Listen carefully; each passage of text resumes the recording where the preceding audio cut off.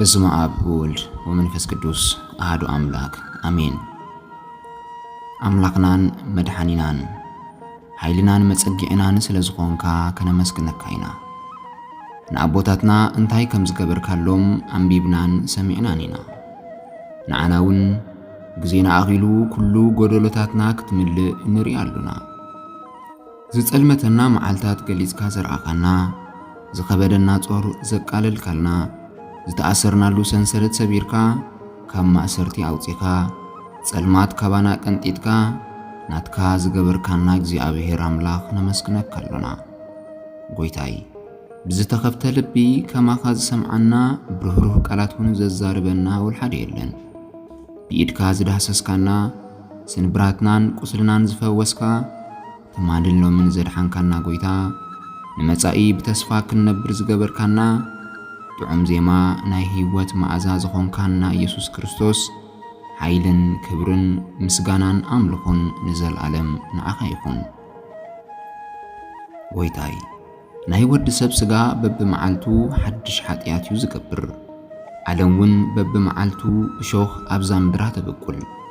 ዝብላዕን ዝውረን ኣይተሰኣነን። ነገር ግን ከብዲ ንእንጀራ እዝኒ ድማ ንወረ ጸጊበ ይበላን። ንስኻ ግን ናይ ልቢ ሓጎስ ናይ ምንባርና ተስፋ ኮንካ ትነብር። ናይ ሓድሽ ኪዳን መርዓዊ ኢየሱስ ክርስቶስ ወትሩ ኣብ ሕቑፍኻ እምብረና። ጐይታይ ናተይ ሓሳብ ሰሚሩ ወይ ሰሊጡ ኣይፈልጥን እዩ። ስለዚ ኣብ ናተይ ሓሳብ ንስኻ ሓሰበሉ። ናተይ መጀመርታውን ተወዲኡ ኣይፈልጥን እዩ። ወትሩ ኣብ ዝጀመርክሉ ንስኻ ኣፈጽመኒ። ጐይታይ ወትሩ ርድኣኒ። ኣብዛ ጫውጫው ዝኾነት ዓለም ተሓቢኤ ንነፍሰይ ምርኣይ ከይስእና ተጊሄ ዘለኹ መሲሉኒ ግናኸ ከይወድቕ ኣንቃዓኒ።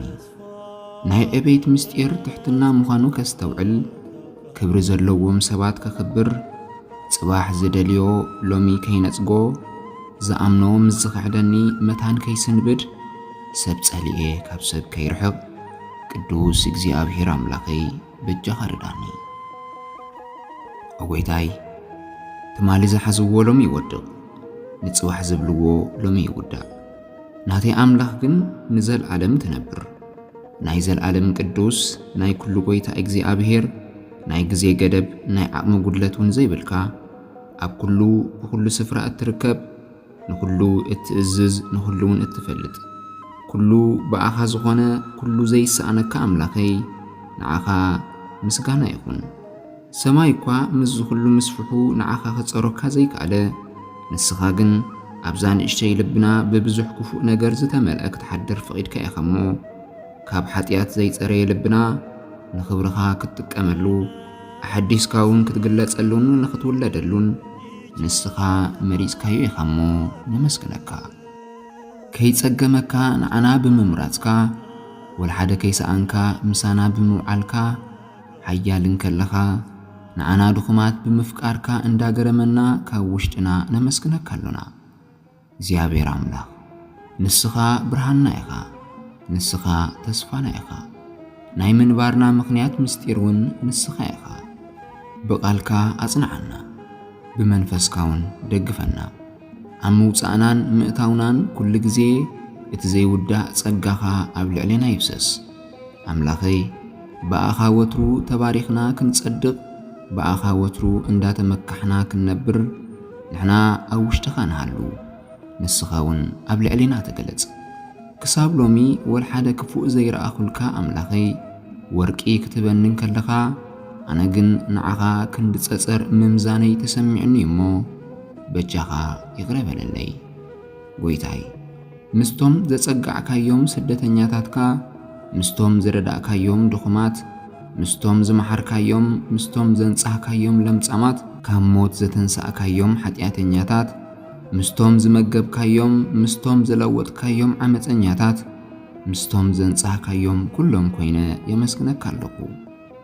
ዘመንካ ዘይጽብጸብ ናይ ዘመናት ቆይታ ናይ ዘለዓለም ንጉስ ንስኻ ኣምላኸይን ሰላመይን ኢኻሞ ሰላም እብለካ ኣለኹ። ክብርኻ ይውዳእን ፍቕርኻውን ኣይጽገብን እዩ። ጥበብካ ክብጻሕ ኣይከኣልን እዩ። ርህራይኻውን ኣይውዳእን እዩ። ምሕረትካ ክግለጽ ኣይከኣልን እዩ። በረኸትካውን ኣይዘርዘርን እዩ። ዓቕመይ ንስኻ ኢኻ፣ ቃለይውን ንስኻ ኢኻ። መበርትዒ ሓዳረይ ንስኻ ኢኻ። ናይ ገዛይ በረኸት ፈታውየ ንስኻ ኢኻ። መተዓልልተይ ትርጉም ምንባረይ ንስኻ ኢኻ። ሃገረይ ንስኻ፣ ናጽነተይ ንስኻ ኢኻ። ስለዚ ጎይታይ ሓሳብካን ግዜኻን ዘኽብር ልቢ ሃበኒ።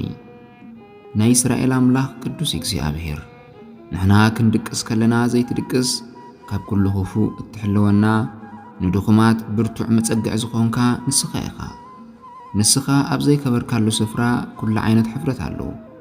ዓይነይ ከፊትካ ክርኢ ዝገበርካኒ ክሳብ ዝፈልጠካ ብዙሕ ዝመራሕካኒ ንስኻ ኢኻ። በጃኻ እግዚኣብሔር ኣምላኽ ህዝብኻ ንቓልካ ዝመረጸን ኣባኻውን ዝተወከለን ንዓኻ ብዓብ ኽብሪ ዘኽብረካን ዘመስግነካን ይኹን። ካብ ናይ ፍልስጤማውያን ጣዖት እለዮ፣ ካብ ናይ ገንዘብ ኣምልኾውን ኣድሕኖ። ናይ አብርሃም ኣምላኽ ንህዝብኻ ኣብ መንፈሳዊ ቦታ መንፈሳዊ ሰብ ኣቐምጠሉ። ቃልካ ክንገርን ከሎ ዝሕገሱ ብምሉእ ልቦም ናይ ቤትካ ኣገልግሎት ዝተግሁ ኣቦታት ኣተንስኣልና። ንብዓት ካብ ዓይንና ድረዘልና፣ ንገጽናውን በቲ ናይ ሓጎስ ቅብኣ ቅዱስካ ለኸየና። ሕፃናት ባርኽ፣ መንእሰያት ብስነ ምግባር ክነብሩ ግበር። ዝጠፍኡ ኣገልገልትና ዝጨከኑ መራሕትና ፈውሰልና። ንዛረቦ ከም ቃልካ ነገልግሎ ኣገልግሎትውን ብእምነት ይኹነልና። ኣምላኸይ ደቂሰ ክትንስእ እንከለኹ ወትሩ ምስ ሓለኻኒ ኢኻ። ከይደ ክምለስ እንከለኹ ልክዕ ከምቲ ዝጠፍአ ናይቲ ውላድ ኣቦ ኣብ መንገዲ ኮይንካ ወትሩ ምስ ተቐበልካኒ ኢኻ። ሕቖይ ሂበካ ክኸይድ እንከለኹ ኣብ ቅድመይ ደው ኢልካ ይርኤካ። ኣነ ደርቢኒዩ ገዲፍኒዩ ኢለ ክኸሰካ እንከለኹ ንስኻ ግን ወደዩ ኢልካ ትምስክረለይ። ብተግባራተይ ንሰይጣን ክእዘዝ እንከለኹ ንስኻ ግን ክምለስ ኢልካ ወትሩ ምስ ተጸበኻኒ ኢኻ። ናተይ ኃጢአት ክበዝሕ እንከሎ ናትካ ናይ ምሕረት ኢድ ወትሩ ምስ ተዘርግሐት እያ። ናይ ሰባት ጽልኢ ሕማቕ ተግባራት ክርኢ ናትካ ፍቕሪ ምስ ትበሃል ኣብይኑ እሎሞ በጃኻ ይቕረ ግበረለይ። ብኣማኑኤል ስምካ በቲ ዝፈሰሰ ደምካ ምእንትታ ቅድስተ ቅዱሳን ዝኾነት ድንግል ማርያም ኣዴኻ ምእንቲ ኩሎም መላእኽትኻን ቅዱሳንካን ኢልካ መሓረኒ። ስብሃት ለእግዚአብሔር ወለወላዲቱ ድንግል ወለመስቀል ክቡር አሜን።